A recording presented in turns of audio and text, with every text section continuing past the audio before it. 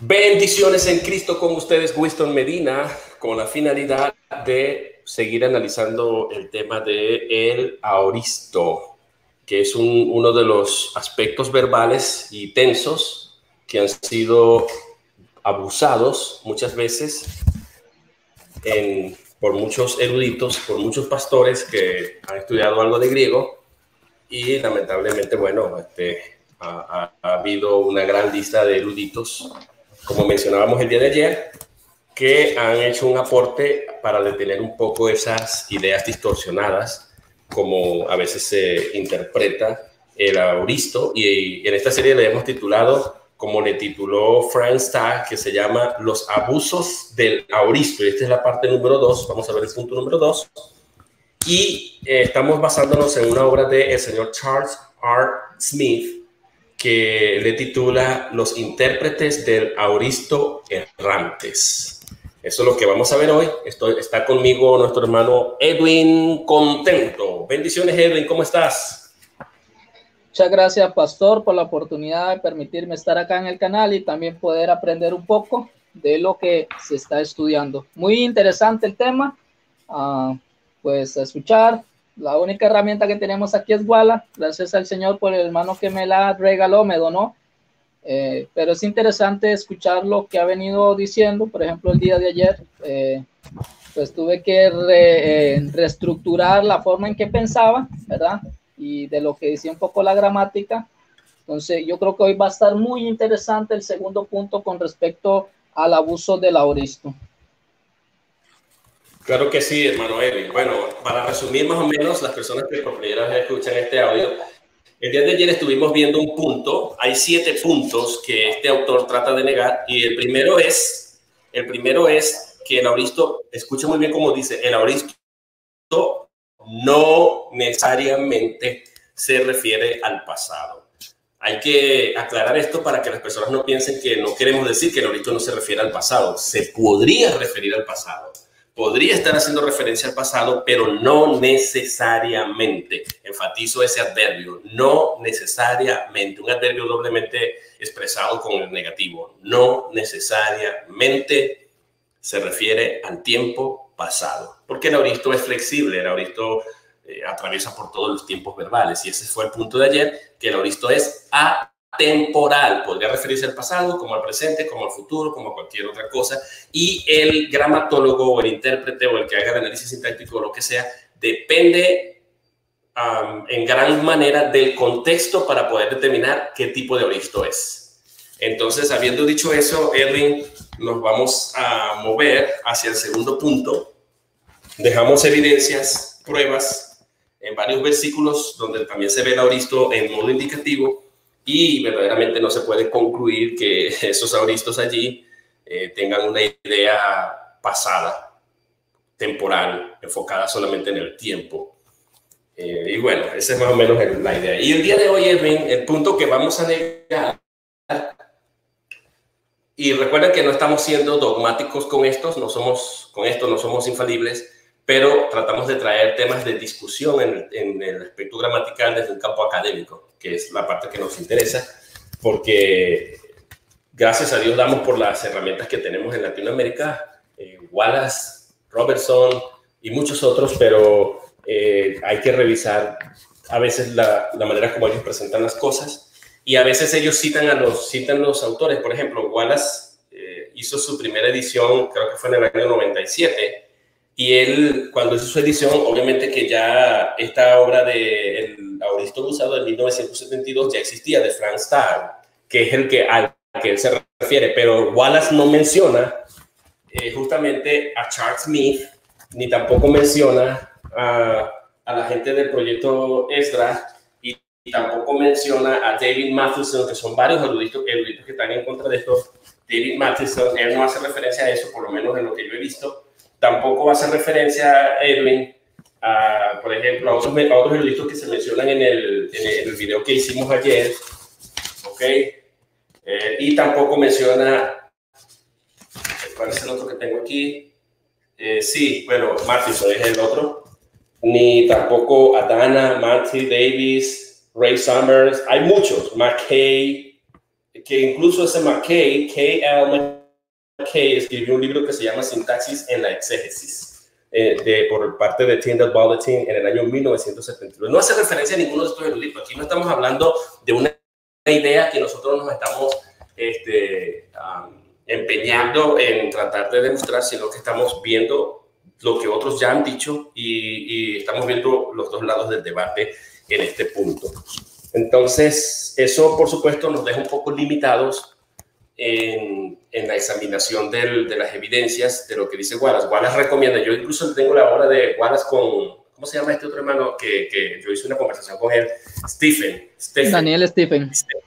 Daniel Stephen, o sea, es amigo mío, pero en su obra ellos hacen referencia a esta obra del auristo abusado de Stagg, justamente de Frank Stagg. Es a ellos a que se refiere, pero no se refieren a Charles Smith ni a los otros eruditos que he mencionado. Y entonces, ese es el punto allí. Bueno, ya estamos claros con eso, ¿verdad, amigo Edwin? Amén, correcto, pastor. Sí. De hecho, esa charla ayer estuvo muy interesante. Sí, y nosotros no estamos diciendo que no debemos enfatizar cómo se está usando el auristo allí, pero no debemos encasillarlo a un solo punto. Es decir, no, es que esto es así, se refiere a una acción del pasado, definitiva, lograda y tal, porque no siempre se da el caso. Por eso hay que tener cuidado cómo decimos las cosas. Se puede decir, pero se tiene que decir, en este contexto se está usando en este sentido, en este otro contexto se está usando en otro sentido, y no generalizar, porque si no caemos en una falacia lingüística que se llama la falacia de la generalización lingüística o gramatical, y eso es peligroso. Pero bueno, ya habiendo dicho eso, Edwin, por ejemplo, te voy a poner un ejemplo puntual. Cuando yo hice un análisis de Juan 15, creo, uno de esos versículos, yo enfatizaba que el auristo que está allí en forma de mandamiento, en forma ¿cómo se llama?, de imperativo, ese es un auristo, permaneced. Pero luego yo fui al contexto para decirles, fíjense que aquí estas cláusulas de tercera clase, si no permanecieren, dan la idea futura hipotética por las cláusulas de tercera clase que alguien puede dejar de permanecer, alguien puede que no permanezca. Y es allí donde, por eso, aunque llamemos el auristo constatativo o constativo, aunque lo llamemos así, creo que eso fue lo que yo dije en el video, aunque lo llamemos constatativo, las cláusulas aquí, aunque sean probabilidades futuras, tiran por tierra la idea de que esa es una acción que nunca va a dejar de ocurrir. Hay una posibilidad, aunque sea futura, aunque sea remota, aunque sea hipotética. Eso fue lo que yo dije, y al haber una posibilidad, quita la idea de que ese permanecer es definitivo y que es algo ya logrado. ¿Ok? Ese es más o menos el argumento que yo utilicé, aunque lo llamemos un auristo, aunque lo llamemos, ¿cómo se llama?, constatativo, y aunque digamos que el auristo expresa una idea, si se quiere, definitiva. Y cuando yo usé ese término, aunque yo no esté de acuerdo, o sea, no es que yo no esté de acuerdo, yo estoy estudiando este tema en estos aspectos, revisando lo que otros eruditos han hecho. Porque nosotros como académicos, por ejemplo, en mi caso, tenemos que tener cuidado. Cuando yo estudio un tema, yo no me estudio una gramática, sino que yo estudio cada uno de los puntos de la gramática, pero a nivel profesional. Es decir, agarramos el auristo, estudiamos todas las tesis y todo lo que exista, todos los libros que existan sobre el auristo nada más.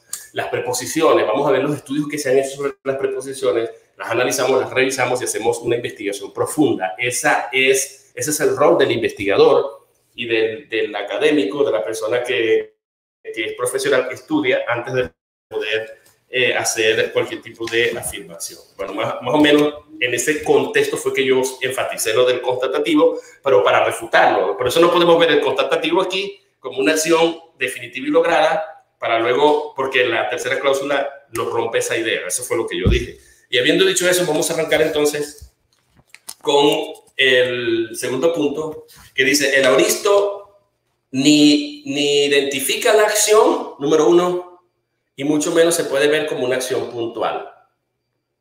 Ni identifica la acción, ni ve la acción como puntual.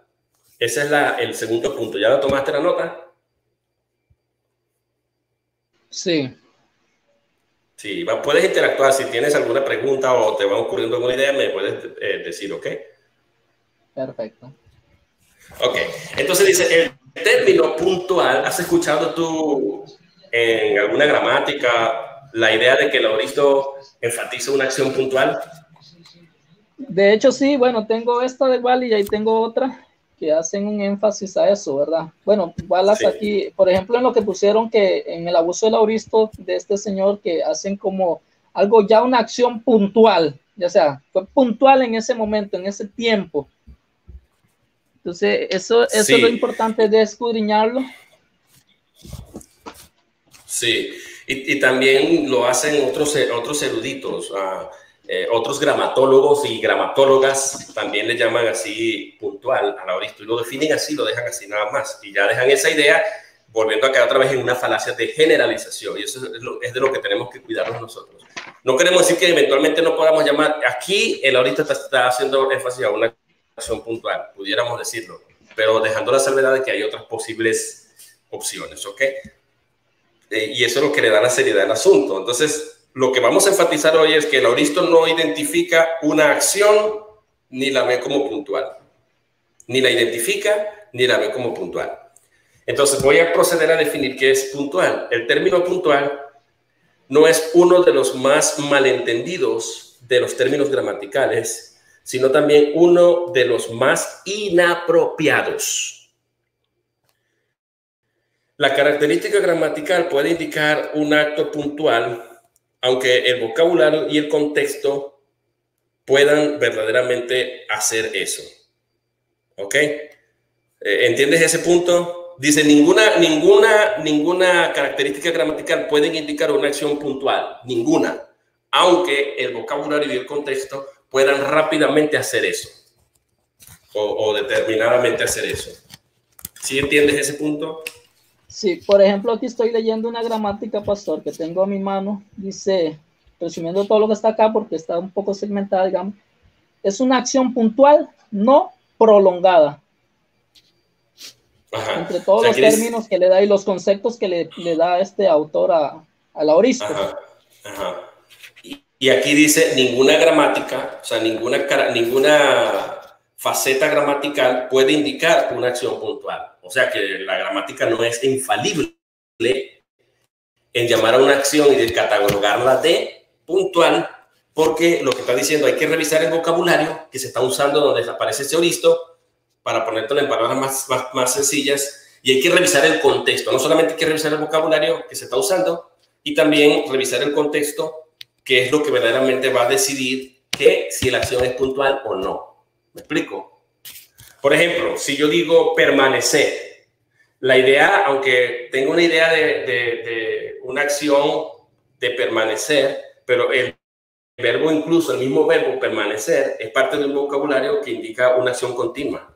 No es una acción, no tiene una idea de que yo permanezco y aquí me quedé trancado como si fuese qué sé yo, un árbol aquí plantado. No, permanecer, el mandato, aunque esté en auristo y le llamemos constatativo, hay unas cláusulas de tercera clase que indican que hay una probabilidad remota de que se pueda conmover y todo lo demás, pero el punto es que el verbo permanecer ya me da una idea de que incluso hasta se puede traducir en forma condicional. Si permanecen, sí. ¿Ves? Si permanecen, también yo permanezco en vosotros. Tiene esa idea de que hay una acción que yo tengo que hacer, pero que la acción no es una cuestión que yo hago una sola vez, sino continua. Ese es más o menos el proceso. Sí.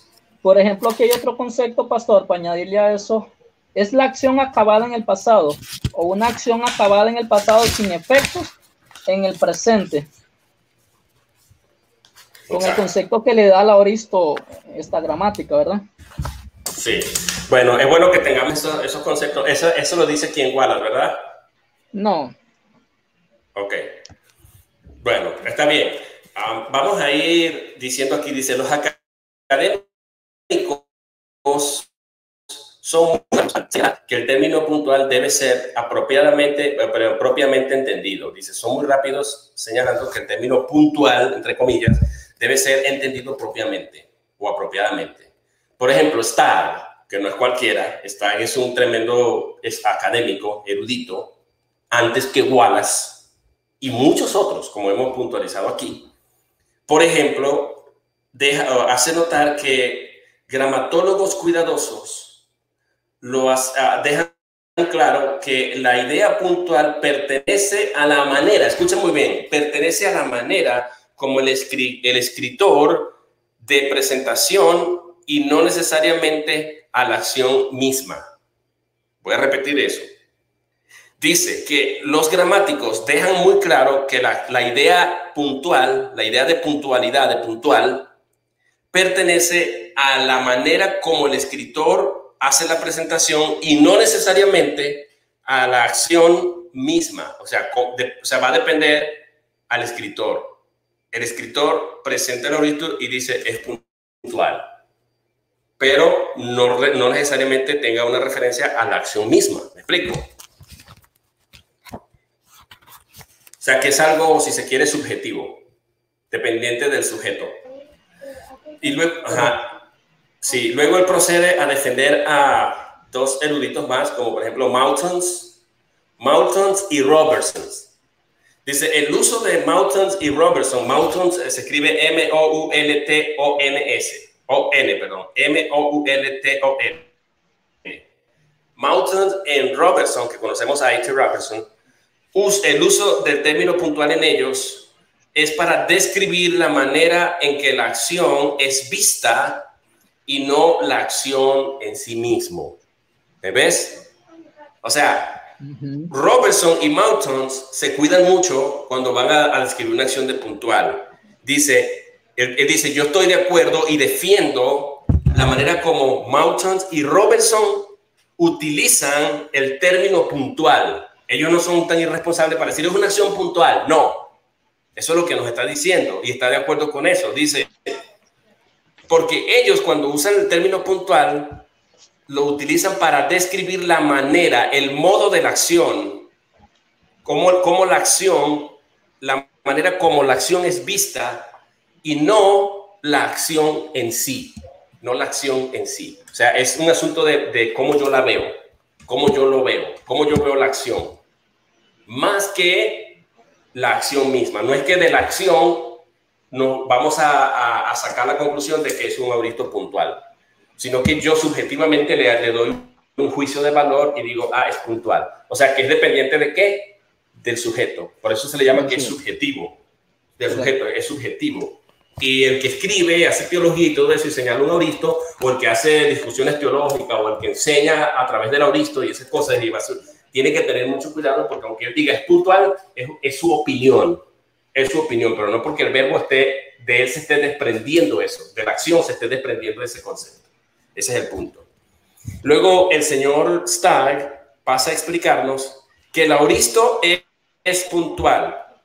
Bueno, y otra de las cosas, ¿por qué hacemos estos programas, Edwin? ¿Y por qué ponemos este material en español? Porque Wallace ciertamente se refiere a, ¿cómo se llama? A Frank Stagg. Creo que lo utiliza en las páginas 222 y 31. No recuerdo ahora exactamente, 222 a 231. Era su comentario. Ya no recuerdo dónde fue que yo anoté el número de página donde él habla de eso. Y dice, se recomienda al estudiante a que lean esta obra. Ojo, aclaro. Pero recuerden que Wallace es una traducción del inglés al español. Y yo no tengo nada personal contra Wallace. Wallace es calvinista. Moderado, pero es calvinista. Wallace estudió en el Seminario Teológico de Dallas, donde yo también hice una especialidad en la Carta a los Hebreos y otra, la Carta a los Romanos y la Carta a los Efesios. O sea, estamos en este mismo terreno. Estamos de acuerdo en el aspecto teológico. Una cosa es eso y otra cosa es saber que su gramática, Edwin, es una traducción al español y a otras versiones. Correcto. Entonces, Wallace ahí recomienda a que leamos esas obras, pero en Latinoamérica las personas ¿cómo van a rastrear esas obras si las obras están en inglés? No estamos diciendo que no haya gente especializada y sí los hay, pero ¿quién lo está haciendo? ¿Quién de verdad agarró lo que Wallace recomienda? Lean esta obra porque él está invitando a que lean para que no se traigan todo lo que incluso su propia gramática dice. Si lo usa es para que lo veamos de referencia, pero él hace una salvedad y dice, allí el autor trata de explicarnos que no está bien que nosotros tengamos una idea temporal del auristo. Punto. De eso se trata el trabajo de Stagg. Pero ¿quién lee esa obra si no lo pueden rastrear? De hecho, hay que pagar para leerla y hay que pagarla en $. Y yo la compré. Tal vez se consigue gratis, pero no la he podido conseguir gratis. Yo la tuve que comprar. Entonces, lo hacemos con la finalidad de poder dejar un material que nosotros lean y les sirva de investigación. Y si quieren la referencia, ahí se lo vamos a dar al final, ¿ok? ¿Me explico? Perfecto, pastor. Claro que hay mucha necesidad de material en español, ¿verdad? Y bueno, también hay otro problema, que se desconocen muchas obras de estos hermanos que han aportado para el estudio. Bueno, eso es parte del trabajo también, ¿verdad?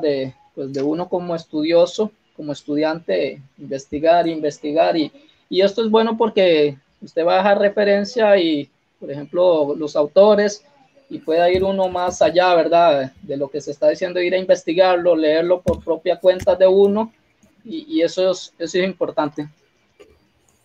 Claro, claro. Y lo bueno es que él va a demostrarlo es con la Biblia, porque a la larga lo que hace la diferencia es comparar escritura con escritura, como aconsejó el apóstol Pablo, porque es acomodar lo espiritual a lo espiritual. Esa es la mejor hermenéutica.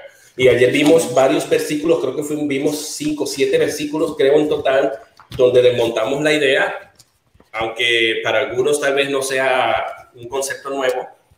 De todas maneras, muchos hermanos, cuando se le vende la idea nada más, no, una acción lograda, no han tenido acceso a esta información. Y no han tenido acceso porque no se les muestran los textos juntos. Mira, aquí están todos estos versículos, revísalo para que no te traigas el cuento de que se refiere solamente a eso. O sea, es mucho más elástico de lo que tú crees. Y eso es la información que necesitamos conocer. ¿Ok? Bueno, y ahí vamos, pues vamos para adelante. Entonces vimos que el hombre está de acuerdo con Robertson y está de acuerdo con Moulton en que ellos dejan caer la interpretación de puntual al sujeto. O sea, es subjetivo.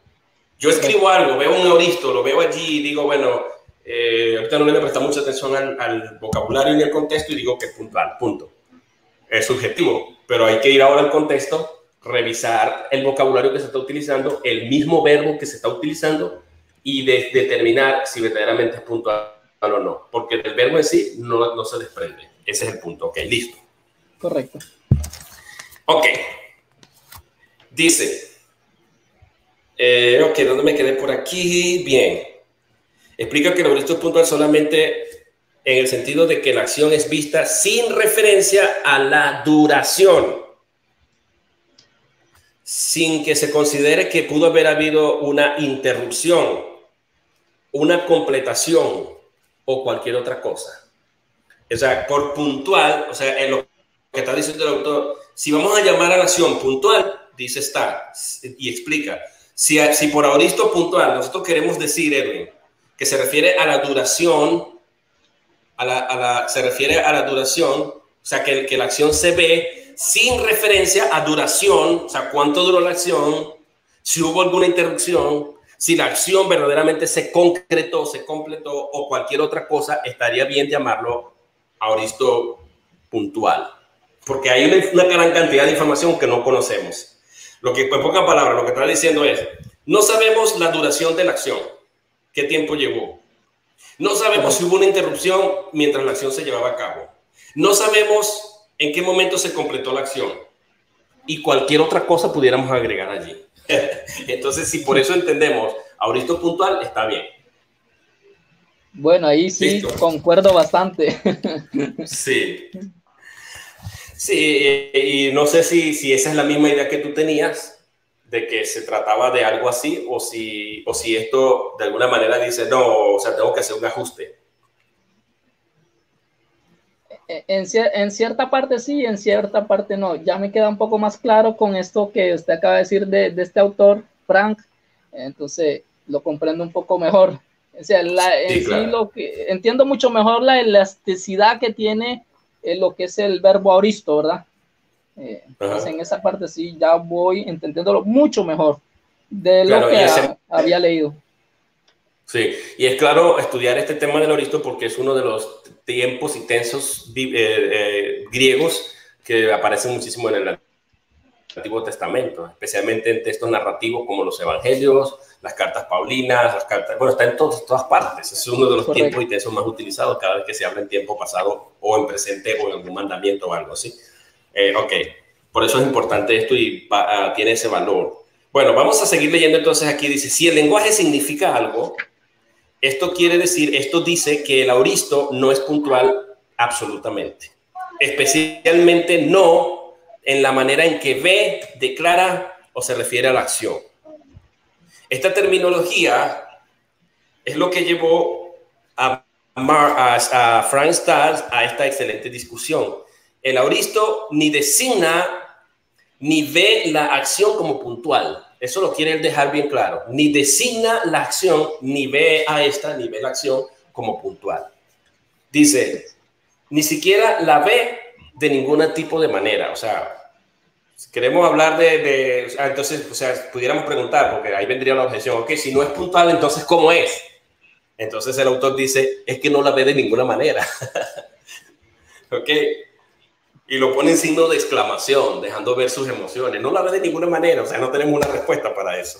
Meramente, dice él, meramente etiqueta, nombra, le da título a la acción. Simplemente eso es lo que hace. Etiqueta, y por etiquetar significa nombrar y darle título, o titularlo. Nombrar, titular la acción. Dice, porque Robertson... Dice, para Robertson declarar que el auristo constatativo trata de un acto como puntual que no es en sí mismo un acto, una acción puntual.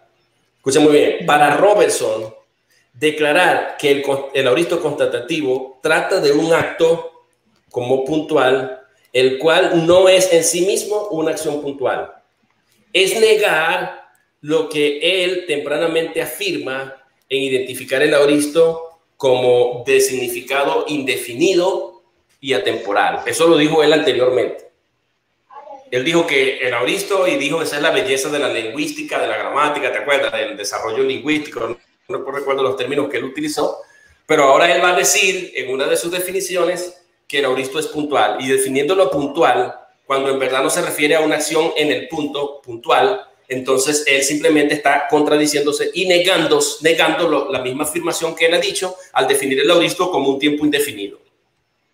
¿Queda claro eso? Si gusta, le leo lo que tengo aquí de la gramática de Wallace con respecto al auristo constatativo, pastor. Bueno, no es de Wallace, estamos hablando de Robert. Okay. Pero si quieres, léelo de todas maneras. Sí. No, entonces, sí, pensé que era Wallace. La de Robertson, de hecho, no la tengo. Sí, lo de Robertson lo mencionamos ayer.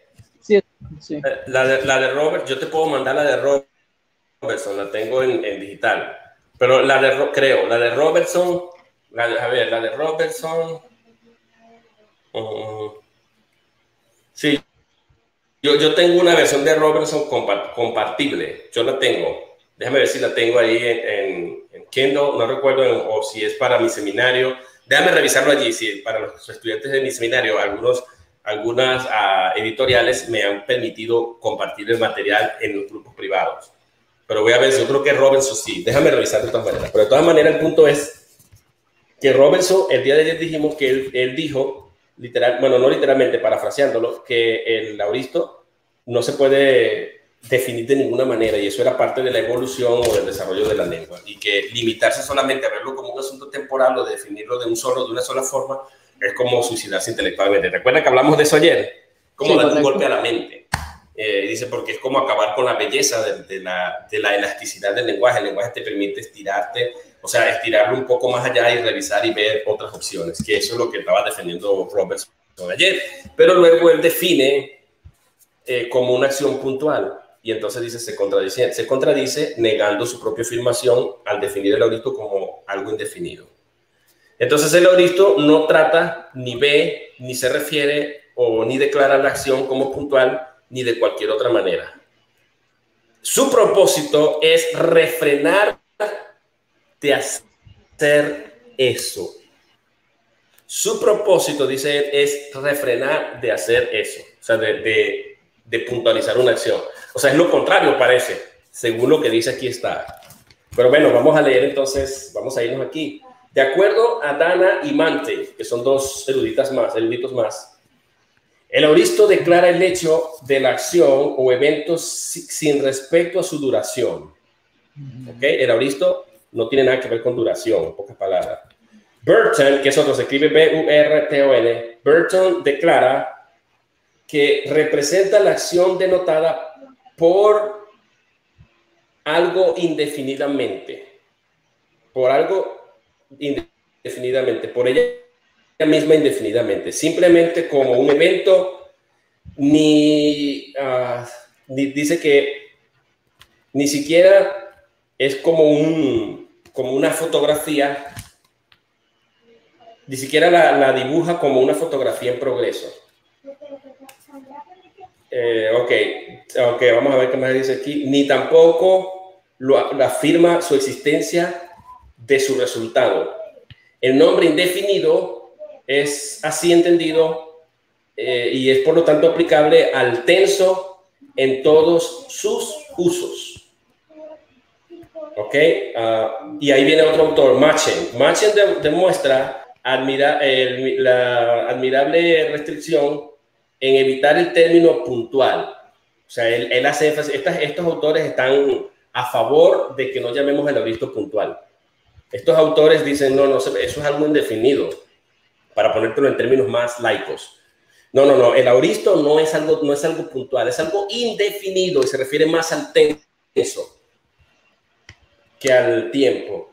Identifica el imperfecto como apuntando a una idea continua o acción repetida o repetitiva, mientras que el auristo es una simple afirmación del hecho, se está afirmando lo que ocurrió.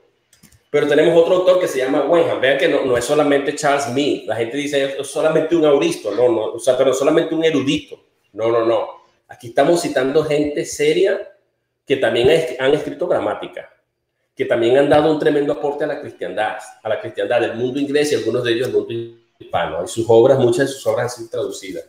Lo que tienen que agarrar los nombres de estas personas y leer e investigar las obras que ellos mismos han escrito, donde ellos han tratado de refutar esta idea de puntual.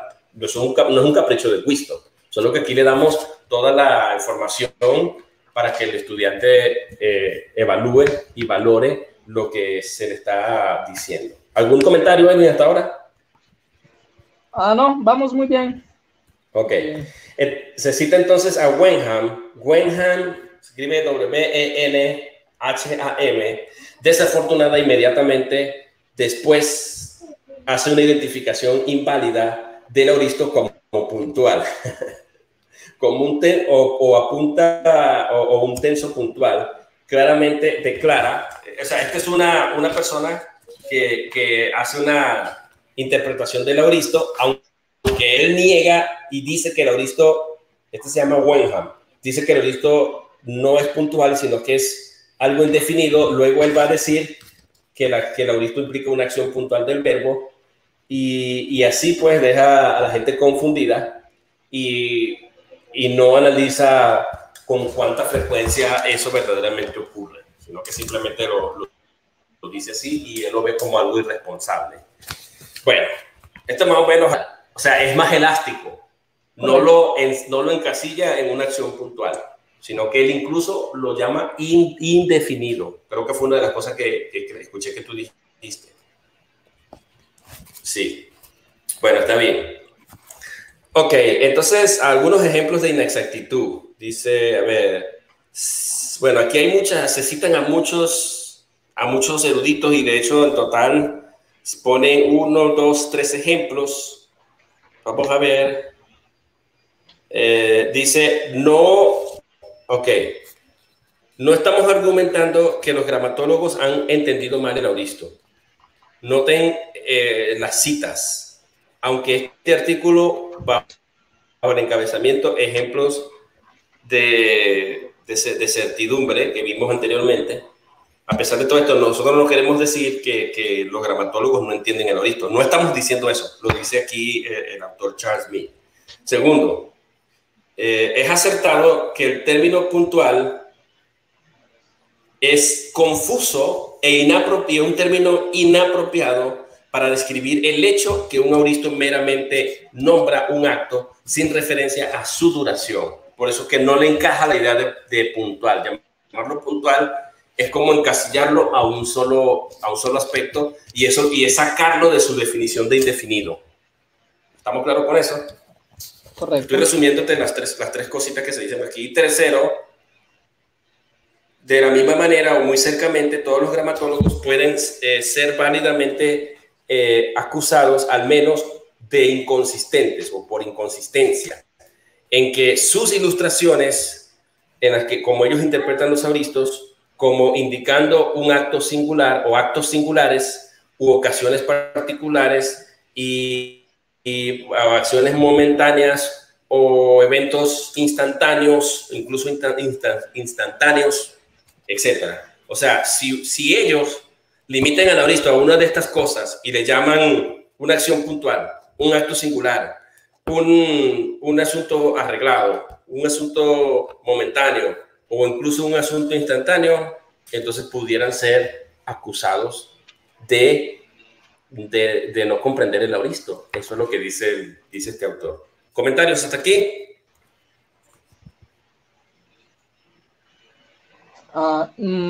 ¿Algún ejemplo, pastor, por ejemplo, de algún versículo bíblico? No, que, es como... No sé, que, ya vamos o sea, a ir con los versículos. Con alguna idea que hable algo puntual. Sí. Ajá.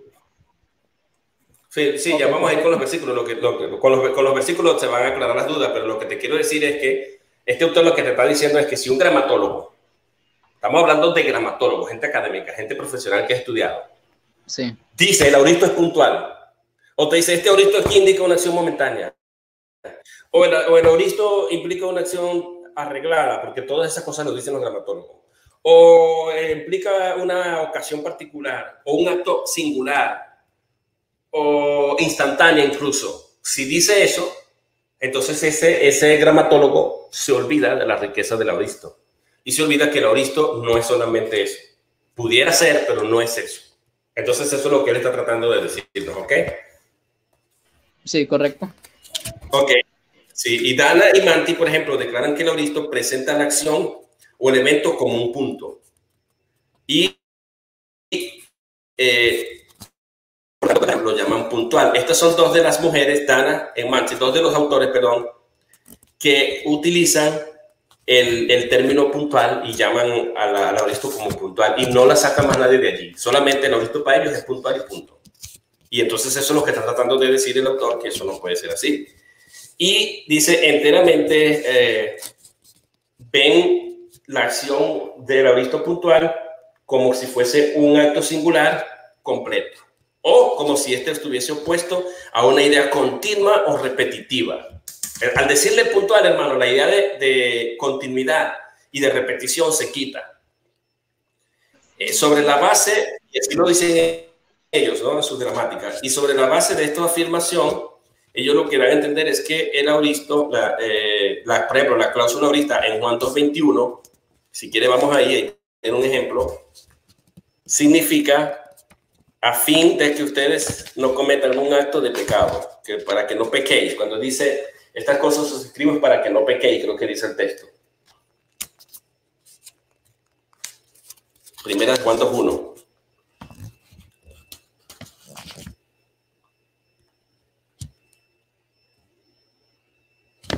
¿Lo tienes? ¿Te fuiste? ¿Te dormiste? Oh, no, aquí tengo el texto, 1 Juan 2:1. Hijitos míos, estas cosas os escribo para que no pequéis, y si alguno hubiere pecado, abogado tenemos para con el Padre, a Jesucristo el justo. Ok, entonces el error ha sido perpetuado en cantidades de comentarios bíblicos muy buenos, pero incluso en sermones, incluso, a pesar del hecho de que Juan no estaba diciéndole a sus autores que él quería que ellos evitaran el pecado. El número de hechos de pecado, el número de actos de pecado no entrarían en a ilustrar meramente sobre la base de un auristo tenso definido como puntual. ¿Me explico? Correcto. Sí. Por ejemplo, Geo declara que el énfasis principal es puntualizar la calidad, es sobre la calidad en semejanza de punto de la acción. Godet escribió que el auristo vendrá en 1 Corintios, shall have come, vendrá en 1 Corintios 13:10.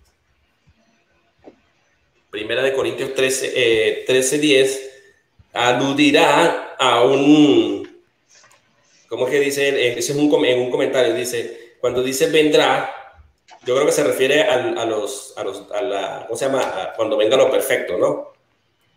Correcto, tienes pero ahí? cuando venga lo perfecto, lo que es en parte será abolido, dice el texto griego. Ahora ese vendrá que está en Auristo. Sí. Bueno, entonces, ¿sabe cómo lo pone el comentario? Dice que es un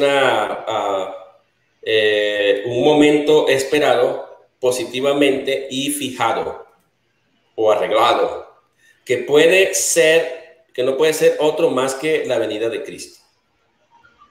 Ok, entonces eso es más o menos como ellos lo ven. Maule, se escribe M-O-U-L-E, va más lejos y declara que la función principal del auristo es indicar una acción vista como instantánea, como algo que ocurrió instantáneamente. D-O-D-D, dice que las formas del auristo expresan acciones ocasionales o momentáneas. Con respecto al verbo entró, en Romanos 5:10, entró, o entraron, búscalo ahí, Romanos 5:12, perdón. El señor Michelsen remarca que el tenso del verbo indica una entrada histórica distintiva o distinta. ¿Lo encontraste? Sí, por tanto, como el pecado entró en el mundo por un hombre y por el pecado la muerte, así la muerte pasó a todos los hombres por cuanto todos pecaron. Ese entró está en auristo indicativo activo en tercera persona singular, ¿sería? Sí. Entonces, ¿qué dice Michelson cuando interpreta eso del pecado entró? Dice, Michelson remarca que el tenso del verbo indica una entrada histórica distinta. Uno debe responder que este concepto viene del significado del verbo en sí mismo, debido a que es difícil tener una entrada que no sea distinta y no histórica.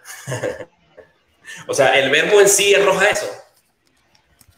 Si yo digo, por un hombre entró el pecado en el mundo, ese concepto que él está dando de que se refiere a una entrada momentánea o histórica atrás, ¿se lo dice el auristo? ¿O es una interpretación basada en el contexto de lo que ya sabe de Adán y todo eso? De la caída y todo lo demás. Bueno, no, el contexto del que no va a definir esto acá.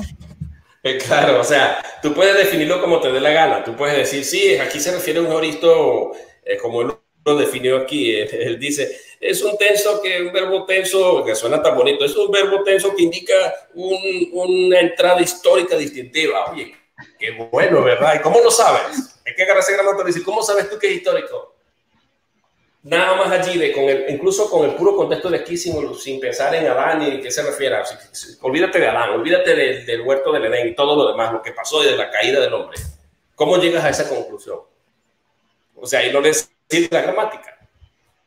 Esa interpretación es subjetiva y por eso eso es lo que queremos decir. Todo el punto es que al decir lo que es puntual, que ocurrió en la historia, que en un momento dado, que aquello y que lo otro, que simplemente está basado en presuposiciones, en asunciones, en algo que el sujeto ya sabe, en conocimiento previo y todo lo demás, pero no porque la acción misma te va a decir eso.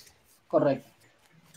Requiere que un Adán haya caído para tú poder requiere que un Adán haya caído, que tú conozcas que un Adán haya caído y que el mundo esté en corrupción, lo que nosotros los calvinistas llamamos depravación total, para que verdaderamente tú puedas llegar a esa conclusión, como él llega aquí, define el auristo como algo histórico. De otra manera, no es que viene del verbo. Porque ya me apasioné, ya estoy en Ohio, o sea, estoy enojado. No diga estoy enojado, diga estoy en Ohio, no estoy en Carolina del Norte. Voy a apuntar ese histórico. Sí. Conclusión subjetiva, auristo histórico. Sí, y no hemos llegado a los ejemplos, vamos ahorita a los ejemplos bíblicos, vamos a ir terminando. Robertson declara que el tenso en sí mismo siempre significa una acción puntual. Wow. Summers, otro, S-U-M-M-E-R-S, Summers, dice que el tipo de acción es puntual. Uno debería notar que estas declaraciones se refieren a la acción como puntual. Es un mejoramiento a referirse a la acción como solamente siendo vista como en un sentido puntual, Pero aún esto es una mala representación del auristo.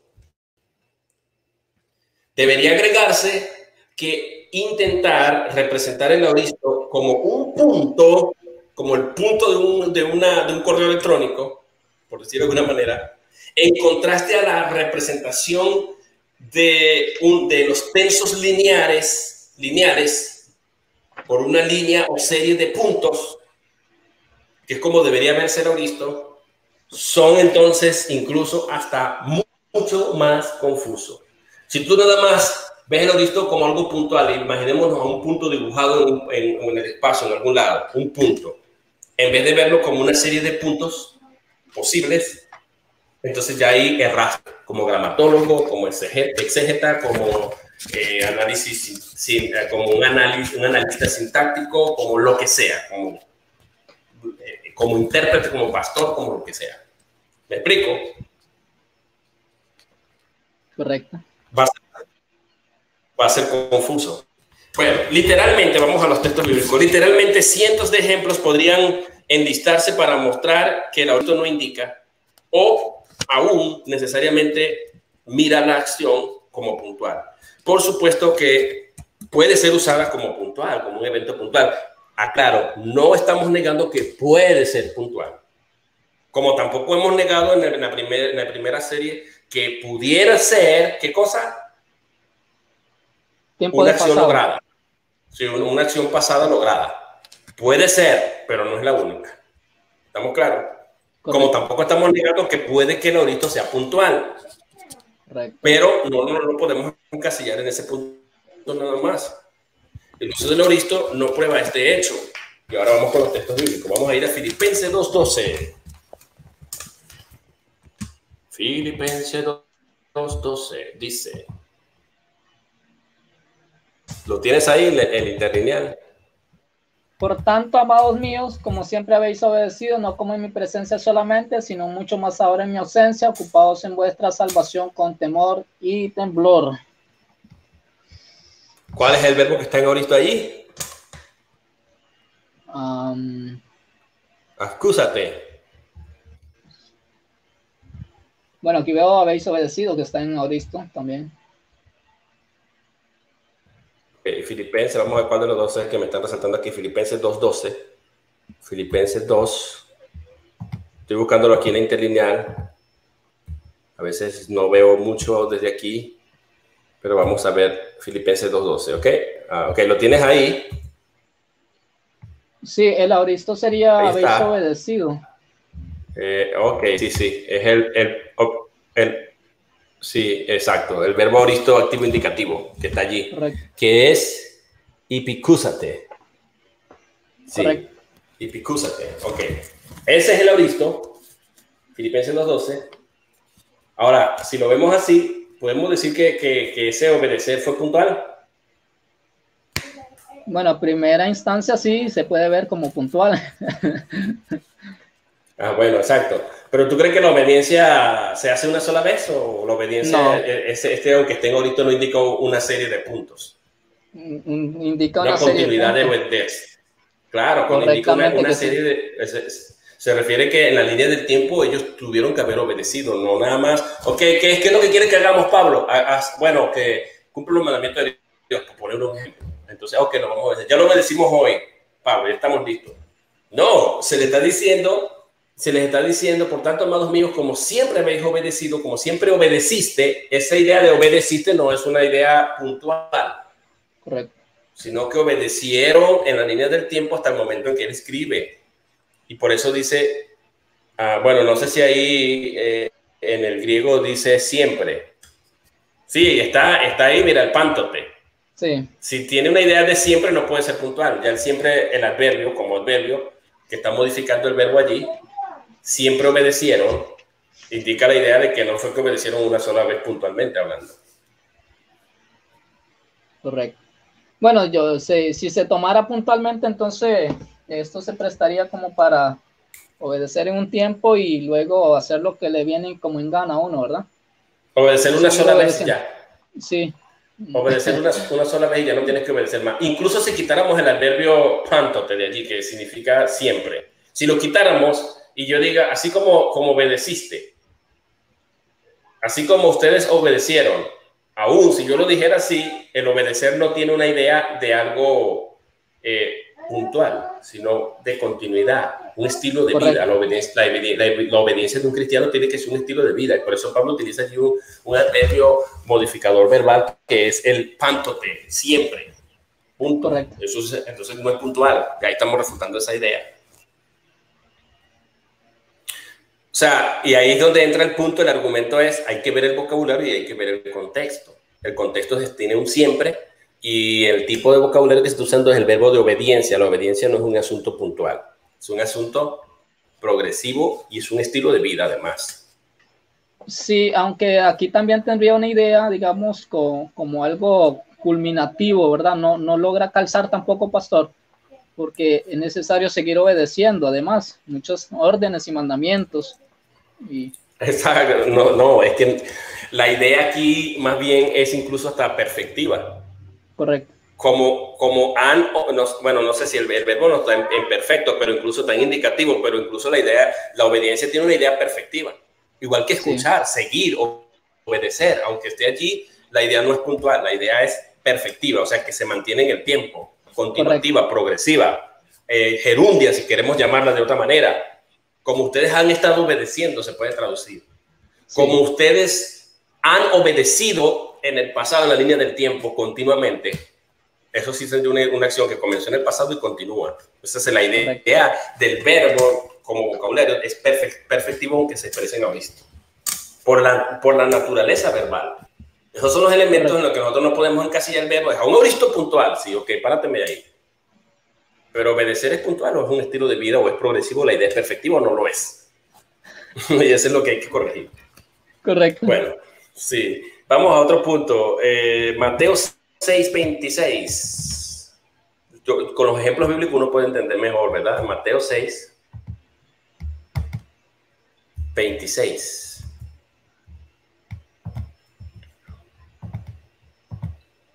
Mirad las aves del cielo que no siembran, ni ciegan, ni recogen en granero, y vuestro Padre Celestial las alimenta. ¿No valéis vosotros mucho más que ellas? Entonces, el verbo que se está resaltando allí es ¿cuál? Mirad. Este está en aoristo, ¿no? Imperativo. Sí, aoristo imperativo activo. Es ese que se está reemplazando. Bueno, ese está en aoristo, ok, imperativo. Dice que miren atentamente o mirad. Es Mateo 6:31. Yo creo que me fui a Mateo 6:26. ¿Cuál fue que te di? Mateo 6:23. Ah, mirad las aves del cielo. O sea, quiere decir que lo iban a ver puntualmente una sola vez. No, pues la idea es como continuativa, que siempre se ven. Exacto, o sea, ellos iban a tener las aves como un elemento, o sea, iban a tener las aves como una evidencia de que el Padre tiene cuidado de ellos. Cuando vieran las aves, sí. O sea, les iba a servir a ellos de inspiración, de ejemplo de que Dios cuida de ellos. Dime. Sí. Pero alguien podría pensar así como estoy pensando yo, pastor, en este momento, pero Jesús se está refiriendo en ese momento y probablemente en ese después de lo que dijo Jesús, pasaron las aves y las vieron, ¿verdad? Y vieron tal vez alimentándose. Exacto. Esa es una idea loca. Claro. O sea, puede ser algo puntual ahí. Sí, exacto, pero a nadie se le va a caber en la cabeza que las aves estaban pasando en ese momento cuando Cristo dijo eso. Eso es algo que ya lo tendríamos que interpretar. Subjetivo. Pero pudiera estar refiriéndose, exacto, es subjetivo. Esa idea es general, las aves en general. Porque si estuvieran pasando por allí, el Cristo hubiese dicho, miren estas aves arriba de nosotros. Cristo no era una persona tan desconectada de la realidad. Entonces, tuvo que haber dicho, miren estas aves, como dijo, miren estos niños, no valen más vosotros que estos pajarillos, que muchos pajarillos. La idea general, pero también fue específico cuando tuvo la cosa cerca. Correcto. No estoy diciendo que no puede ser así como que estaban las aves allí, Cristo lo dice en alusión a esas aves puntualmente. Pero yo creo que la idea aquí es más general, de que, o sea, que como una evidencia de que Dios cuida de ellos es que Dios cuida de las aves. y las aves servirían de un ejemplo, el ejemplo perfecto para que ellos entiendan que Dios cuida de ellos a pesar de que éstas no trabajan. Sí, porque el mismo texto dice, y vuestro Padre Celestial las alimenta, o sea, no indica que solamente un momento, ¿verdad?, que las alimenta, sino como constantemente las alimenta. Exacto, pero la idea es del verbo mirar, ¿sí? Cuando ellos tienen que mirar las aves, ni siquiera es literal, ni siquiera esto tiene que ser literal, porque yo nada más, al escrito decir mirar las aves, tampoco significaría que Cristo dice, cada vez que estén pasando por un momento que sientan que ustedes no valen nada, miren un ave, miren las aves, eso no es tampoco la idea, creo yo. O sea, la idea es incluso tratar de que entiendan ellos cómo las aves viven. ¿Por qué las aves viven? ¿Por qué las aves existen? ¿Por qué las aves subsisten si no trabajan, no tienen compromiso, no tienen esta responsabilidad de que tengo que pagar los biles, las facturas del servicio de luz, de nada de esto? Y sin embargo, ellas viven y siguen existiendo y cada vez hay aves. Bueno, porque Dios está en control, porque Dios cuida de ellas. Lo mismo con ustedes. No valen ustedes más que ellas. ¿Ves? O sea, la idea que Cristo quiere decir aquí es eso. Pero no está describiendo una acción puntual. Correcto. Listo, vamos a otro texto entonces. Sí, vamos ahora a Hechos 28:30. O sea, es para que tú veas cómo yo tengo que interpretar de forma distinta y la idea de puntual se cae. Y cuando interprete de forma distinta, como aquel que tuvo que decir que era un histórico, una entrada histórica pasada, es porque conoce la historia de Adán. De lo contrario, no pudiera llegar a esa conclusión. Correcto. Sí. Dijimos Hechos 28. 28:30. Sí. La gente te va a decir, no, yo sé eso. Sí, ok. ¿Cuáles son los nombres de los autores que has leído? ¿Cuáles son los libros que has leído sobre este tema? Que estén disponibles en español para que me convenzas. ¿Cuántas obras te has leído sobre este tema particularmente? O si lo sabes por inferencia. Porque es bueno saber las referencias. Es muy importante eso. Bueno, ahí dice, él permaneció por 2 años enteros. El origen está en el verbo permanecer, que es un verbo que estamos viendo en Juan 15, que es el verbo enemimen, allí, viene de emeno. Ajá. El auristo es ese que está allí, ¿verdad? Correcto, sí. Permanecer. Pero 2 años enteros permaneció. Ok, ahí ese auristo, que dicho sea de paso, está funcionando como núcleo de sintagma verbal. Pablo permaneció 2 años allí. La pregunta es, correcto, ¿eso de que permaneció fue una acción puntual? De una manera sí se puede ver, pero ya al llegar que dice 2 años, es algo como que fue algo progresivo. O sea, que pasó... Sí, pasaron 2 años. O sea, no solamente estuvo un día ahí y permaneció 2 años como un día, sino que... 730 días duró ahí. La acción puntual duró 730 días, si no me equivoco en matemáticas. 365 y 365. 370. Son 720, 730 días. Bueno, si somos literalistas, ¿no? Con los 2 años, porque esos 2 años pudieron ser aproximados, pero el punto es que más de 700 días duró su acción puntual de permanecer. 730 días ahí. Bueno, vamos a decir que no vayan a decir, no, pero no fueron 2 años, o es aproximado, aunque el texto dice 2 años literales. Y no, que los años judíos son de 360 días, vamos a darte el beneficio de la duda, pues. Pero el punto es que son más de 700 días. Ya sé que veamos años judíos de 360 días, de todas maneras son 720. Y si son 720, si fue un aproximado, de todas maneras, si se dice 2 años, es que pasó más de 700 días ahí. 700 mínimo. El punto es que si permaneció 700, no es que la acción es puntual. Correcto. De la acción misma no se desprende lo puntual. Aunque digamos que es un auristo puntual. ¿Estamos claros? Perfecto. Puede ser, aunque el auristo le llamemos constatativo, repito, la idea es condicional, la idea es continua, la idea es continuativa, repetitiva, es una acción de permanecer continua. Por eso se ponen las cláusulas de tercera clase. Creo que en el versículo 3 o 4, creo que en el 3, donde verdaderamente da la posibilidad de que en el futuro alguien no permanezca, y si no permanece no llevará fruto. independiente, y no estamos hablando de salvación, de soteriología, no, pues eso es otra cosa. Pero bueno, ya ese es otro tipo de discusión.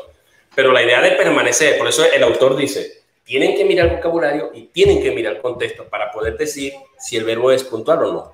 Pero cuando yo veo este auristo aquí, digo, la acción es puntual, no. Y estas son las evidencias a las que tenemos que remitirnos. Después, al final, después que hagamos esta serie de estos 7 puntos, Edwin, yo voy a grabar un video con todas estas evidencias puntualmente, un video corto donde diga, el auristo no es esto por esto, el auristo no es esto, y voy poniendo todas las citas juntas para que la gente las pueda ver como referencia. Esa es la mejor manera de poder quitarnos esta idea de que el auristo es puntual, de que el auristo se refiere a una acción puntual lograda o pasada. Pudiera ser, no lo estamos negando, pero no es, ¿cómo se diría? No es como una palabra ahí que encaje en eso. No es, tengo la palabra, I have it on the tip of my tongue, lo tengo en la punta de la lengua. Bueno, no es exclusiva, no es lo único. Si decimos que es así, es cometer la falacia de cherry picking o de cerecita. No hay más opciones, esta es la única opción que hay. Ahí es puntual, no, ningún puntual, son 2 años, 720, 730 días, casi. Listo, vamos ahora a otro texto. Sería como prueba. Encajonarlo, el dicho que tenemos acá en Costa Rica. Exacto, es encajonarlo. No podemos cometer la falacia de generalización. Falacia de generalización, falacia de cerecita. Cherry picking es la única opción cuando hay otras posibilidades. Y eso me lo va a dar el contexto, me lo va a dar la naturaleza del vocabulario que estemos usando, el verbo, etcétera, etcétera. Eso no podemos encajonar una gramática. La gramática no es infalible. La única que es infalible es la palabra de Dios. Y aunque la gente pueda reírse y decir, ¿cómo es eso que la Biblia no es gramática? No es gramática. Claro que la Biblia todo es, Cristo es el logos. La Biblia es la que tiene que corregir. La Biblia es la que tiene que corregir a todos los gramatólogos. ¿Listo? Correcto. Nos guste o no nos guste. Que si se ve comprometida la seguridad de la salvación porque el auristo nos salva a nosotros y no necesariamente, porque no estamos negando que puede ser puntual. Todo va a depender del contexto, el tipo de verbo que se está usando y todo lo demás. Pero aún así, Edwin, si el auristo defendiera la seguridad de salvación, pero el auristo ha sido entendido mal o lo explican mal y de allí no se desprende que la salvación no se pierde, nosotros tenemos que honrar la palabra de Dios. Si tenemos que abandonar un sistema teológico, lo abandonamos, pero aquí se trata de honrar lo que la palabra de Dios dice. Amén, o sea, así es. Así pienso yo. O sea, ese es el punto. Pero bueno, vamos a seguir entonces con esto. Mateo 6:14. Dice, si perdonamos sus ofensas. Mateo 6:14.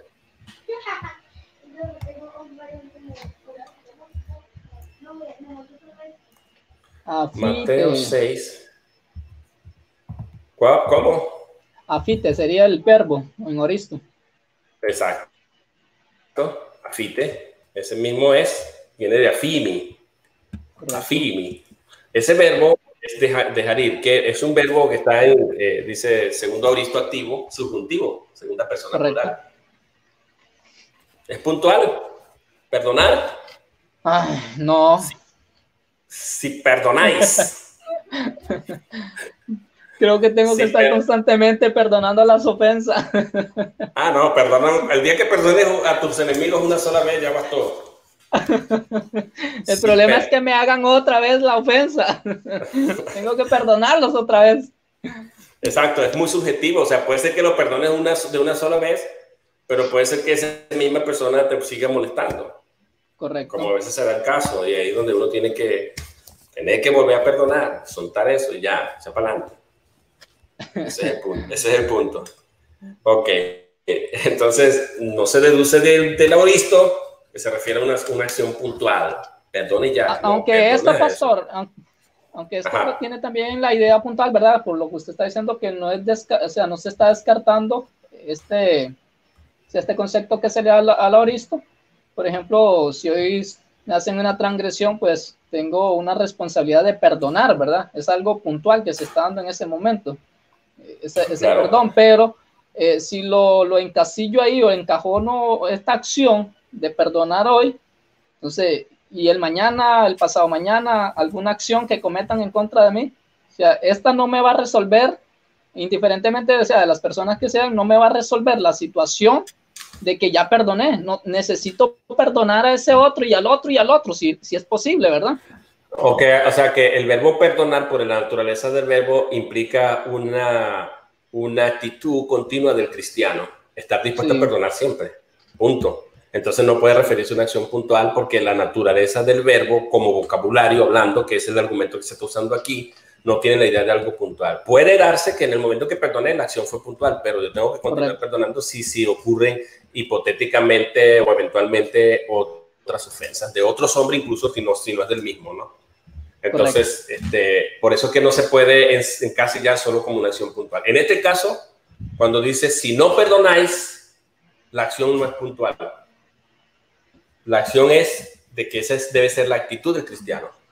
Correcto. De hecho, está en una cláusula, creo que es una cláusula de primera clase, porque el verbo está en presente, indicando la evidencia de que de alguna manera tenemos a un Padre Celestial, ¿no? Bueno, vamos a Mateo 6:6. Ya se está poniendo, ya estamos terminando, Eli. Ya te voy a soltar para que antes que tu esposa te corra de tu casa, chico. No, esto está interesantísimo. O sea, encajonar, como decimos acá, ¿verdad? Sí. O limitar al verbo, lo aoristo. Eso es importante conocerlo. No puedo limitar, o sea, todo el contenido o la elasticidad que tiene el aoristo. Claro, o sea, así mismo es. Y me gusta que ya estés hablando en términos técnicos, la elasticidad, gloria a Dios. Eso es saber que el idioma es elástico, o sea, tiene mucho hacia dónde estirarlo, como una goma, que tú la puedes estirar para donde quieras, ¿no? Obviamente que tiene su límite, ¿no? Tiene su margen de límite, pero no se puede encajonar, como bien lo has dicho también. Sí. Ok, ahí tenemos el verbo, un verbo aoristo, que es el verbo, ya vamos a ver, estábamos en Mateo 6:6. Proseus, creo que es. Proseus. Hay dos. Proseuse. Correcto. ¿Sí? Orar. Es el que está en ahorita, orar. Sí. Okay, ¿qué dice ahí de orar? Entrar también están en la misma. También. Sí. Ambos están en la misma. Entrar no lo vi, nada más estoy enfatizando uno, pero sí hay dos, ¿verdad? Sí. También entrar, sí, también está en ahorita activo imperativo, imagínate. Correcto. Ícense. Sí, ese ícense entra hacia el almacén, hacia el aposento. O sea, nada más cuántas veces tengo que hacerlo. Y también, y ora, otro imperativo de ponente medio. Correcto. Bueno, no está en imperativo, ¿verdad? Es ahorita de ponente medio. Sí. Sí, está en imperativo. Ahí no está. Ese de ponente medio de orar. Según la morfología que tengo, sí. Bueno, aquí dice verbo imperativo medio. No, sí, cierto. Sí, está en aoristo. Los dos verbos están en imperativo medio, en imperativo y en de ponente medio. Ahora, el punto aquí es que si leemos, cuando tú ores, el punto es, cierra la puerta y ora a tu Padre. Entonces la pregunta ¿es una acción puntual? No, porque ese es el hábito del cristiano. Sí, continuativo. Exacto. Por eso el texto empieza, el contexto nos va a ayudar la conjunción otan allí. Otan, cuando ores, cuando estés orando. En todo tiempo. Cuando ora, entra. Exacto. O sea, en todo tiempo que ora, entra y cierra la puerta. Y ora a tu Padre que ve en secreto. Exacto. Está subordinado al momento que vayas a orar. Cada vez que vayas a orar, hazlo. El problema es, digamos, decir el aoristo puntualmente es una acción que se dio y ya, o sea, algo del pasado que, no sé, por ejemplo, yo en cierta ocasión pensaba que eran acciones que ya estaban realizadas, logradas por el Señor. O sea, hay muchas cosas que sí ya. Por una sola vez y ya lo vemos. Ya, listo. Sí, no, claro. Pero lo importante de ver las otras gramáticas. Es que hay acciones que sí son, o sea, acuérdate que esto. Exacto. El punto es, hermano, es que tenemos que comparar escritura con escritura porque la Biblia es la que va a determinar todo. Aquí no se trata de la infalibilidad de una gramática y del otro, y mucho menos quedarnos con una, porque, o sea, hay tantos gramatólogos y tan buenos que hay que compararlos todos antes de concluir, porque hay que tener cuidado, porque a veces los mismos gramatólogos dejan lo que dicen, lo expresan, lo dicen, pues bueno, esto vamos a expresarlo así porque esto va con mi sistema teológico. Se ha hecho mucha crítica contra eso, como por ejemplo el señor Robertson dice que la fe es un condicional, el creer, en Efesios 2:8, cuando dice, por gracia sois salvos por medio de la fe. Entonces dice, la fe es un condicional, pero eso no se desprende de la gramática. Eso no puede ser una opinión gramatical, es una opinión teológica, más no gramatical. Correcto. ¿Ves? Igualmente, que es calvinista, el hermano Wallace, él como calvinista pudiera resaltar, no estamos diciendo que lo hace, ojo, pudiera resaltar un elemento eventualmente cuando no haya que hacer y decir, bueno, esto es así. No tanto en sus gramáticas, pero sí en sus comentarios exegéticos o en sus obras en las que escribe y interpreta el aoristo o alguna cosa, ¿no? Bueno, hay que tener cuidado, hermanos, de no ser prejuiciosos. Es lo que yo quiero decir. Yo no puedo agarrar una cosa y vender la idea. Es que esto es un aoristo y como es un aoristo, la idea es ya lograda en el caso de ayer, o la idea es, en el caso de hoy, puntual. Sí, pero, ok, párate un momento, es puntual, pero permanecer 2 años no es puntual, perdonar no es puntual, eso es un hábito, orar, entrar al aposento no es puntual, es un hábito, eres cristiano, no puede ser, o sea, hay otras opciones. ¿Pudiera ser puntual? Sí, porque en el momento en que yo lo hago, eso es puntual, pero eso es algo, está resaltándose, es la idea de que cuando ores, es una idea continuativa. Correcto. Ok, listo. Vamos a continuar antes que me vuelva a ir para Ohio, Mateo 23:2. Mateo 23:2, ya con este creo que estamos bien por hoy, hay otros textos, pero yo creo que ya agarraste la idea. Mateo 23:2, tenemos los escribas y los fariseos se sientan en la cátedra de Moisés.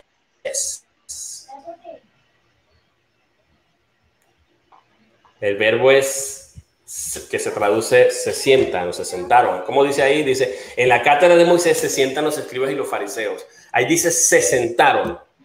Se sentaron, es sí. que casi exacto, pero los eruditos, incluso los traductores de Reina Valera, no lo pudieron traducir en pasado. Se sentaron, como van a entender que se sentaron en el pasado puntualmente. La idea es perfectiva, continuativa. Correcto. ¿De acuerdo?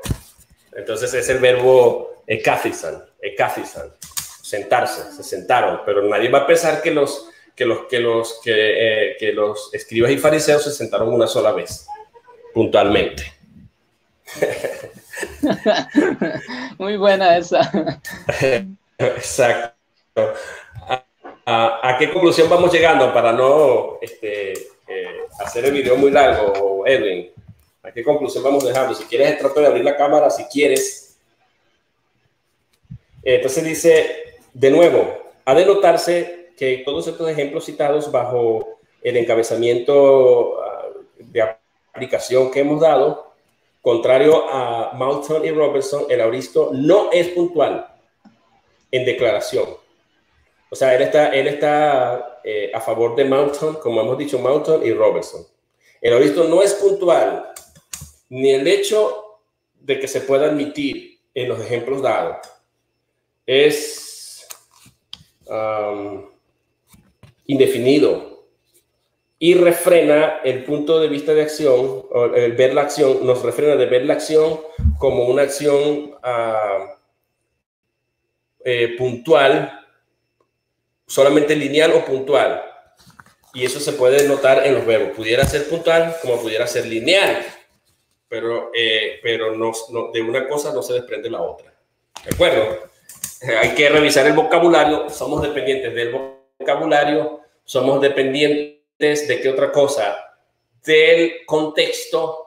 Somos dependientes del conocimiento previo y somos dependientes de nuestras propias emociones y a veces hasta de nuestro propio sistema teológico para poder determinar si el verbo es puntual, si no es puntual, si el aoristo es puntual o no es puntual. Si el aoristo es puntual, es decir, no, que hay una persona, hay varios gramatólogos que solamente ven el aoristo como puntual, como lo vimos allí, varios.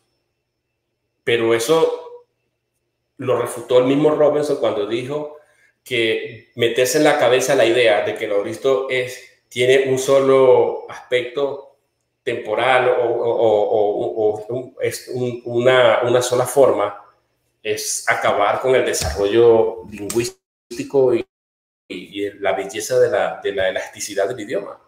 Y es cometer un suicidio verdaderamente intelectual y utilizar la gramática, los conceptos gramáticos los conceptos de la gramática como una base de manipulación a las personas que nos escuchan y decimos, no, es porque aquí se debe interpretar así porque el auristo dice esto, ya va, un momento, la gramática ¿es acaso infalible? Ya vemos que no, porque toda esta investigación, algunas de estas investigaciones Wallace no las conoció, porque son nuevas, algunas son del 2002, otras son del 2002, otras son del 2007, y hay que entender que la gramática de Wallace se escribió en el 97.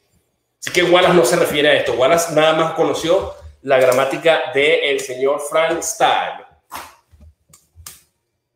Y entonces lo que aprendemos de esto, Edwin, es que hay que mirar las cosas con mucho cuidado y no ser dogmáticos. Esa era la palabrita que yo andaba buscando. No podemos ser dogmáticos con los conceptos y limitarlos a un solo punto, cometiendo una gran falacia lingüística. Palabras de cierre, Edwin.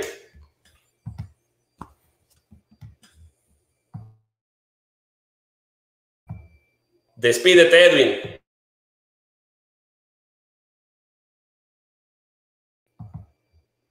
Palabras finales, Edwin, te me fuiste.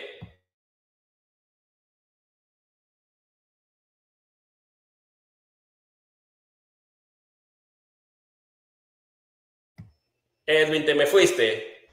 Aquí estoy, es que se me había ido un poco lo que es la señal, pero no, yo quiero decir más bien que pues muy bueno la información.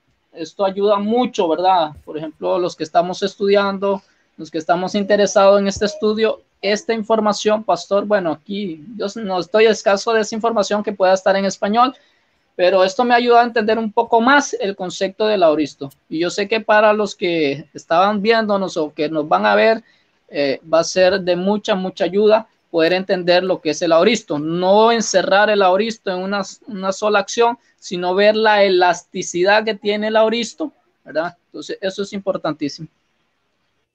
Claro que sí, y eso es lo que buscamos. Buscamos es ofrecer una alternativa interpretativa de la Biblia a través del auristo, considerando estos elementos que también son de valor, como son el contexto, el vocabulario, y lo que verdaderamente lo que se está discutiendo en el campo académico respecto a este punto, porque esto no se deja de debatir, se sigue debatiendo. Hay otras obras nuevas que no he leído que están por allí que les voy a empezar a revisar, y después al final, después que terminemos con estas 7 series, vamos a hacer un resumen de esta serie y vamos a revisar la obra propiamente de Frank Stahl, que yo la tengo allí. Para hacer un resumen, porque no he podido conseguir permiso para poder hacer un video del señor Frank Stahl. No, o sea, no he logrado contactar.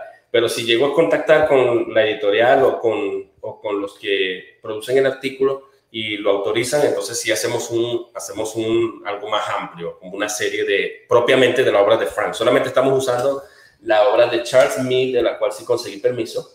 Y bueno, y eso es lo que estamos haciendo, tratar de traducir este material y no todo tampoco, pero sí por lo menos una buena parte disponible en español para el juicio de las personas que estudian este tema y también para los mismos estudiantes míos que están estudiando griego, para que vayan de una vez con esa idea y no encasillemos este tenso y tiempo en un solo concepto o en unos limitados conceptos nada más, cuando hay cantidades de posibilidades.